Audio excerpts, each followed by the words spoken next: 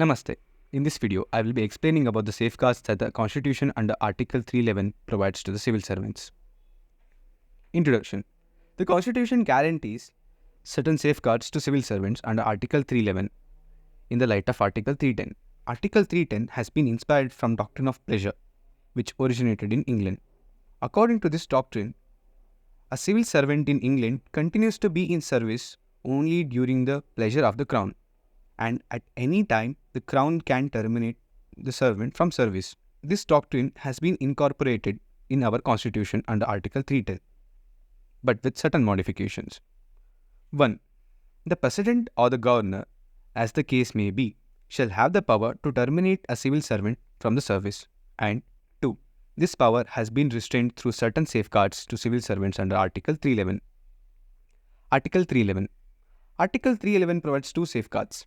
The first safeguard that Article 311 provides to civil servants is that they shall not be dismissed or removed by any authority subordinate to the authority by which they were appointed. I shall take a case, Santosh Kumar versus Commissioner of Police, for better understanding of the point. In this case, Santosh Kumar, a member of Calcutta Police Force, who was appointed by Commissioner, was dismissed by the Deputy Commissioner, who was an officer subordinate to the Commissioner. The court held that dismissal of Santosh Kumar violated Article 311. The requirement herein isn't that a civil servant is to be dismissed or removed only by the authority which appointed him. It is just that he cannot be removed by any authority subordinate to the authority by which he was appointed. Thus, if the removing authority is even the same rank or coordinate rank as the authority which appointed him, the requirement of Article 311 will be met. The second safeguard that Article 311 provides to a civil servant is that they shall be dismissed or removed or reduced in rank only after an enquiry in which they shall be informed of the charges against them and given a reasonable opportunity of being heard in respect of those charges. In Khem Chand versus Union of India, the Supreme Court explained what does reasonable opportunity as envisaged in Article 311 entails. It entails 1. An opportunity to deny his guilt and establish innocence. This can be done only if the delinquent civil servant is informed of the charges levelled against him and the basis of those charges. Therefore, he must be furnished with that information. 2. An opportunity to defend himself by cross-examining the witnesses produced against him. This protection is available only when dismissal, removal, or reduction in rank is inflicted as a way of punishment. In Purushottam Lal Dhingra versus Union of India, the Supreme Court laid down two tests to determine if the dismissal, removal, reduction in the rank is by the way of punishment. 1. Whether the servant had a right to the post or the rank. 2. Whether he has been visited with evil consequences. A question that is probable to be asked in the examination is whether compulsory retirement is a punishment.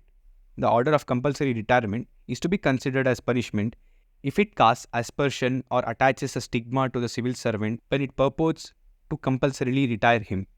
In Shyam Lal versus State of Uttar Pradesh, an officiating superintending engineer was compulsorily retired under Article 265A of Civil Services Regulations.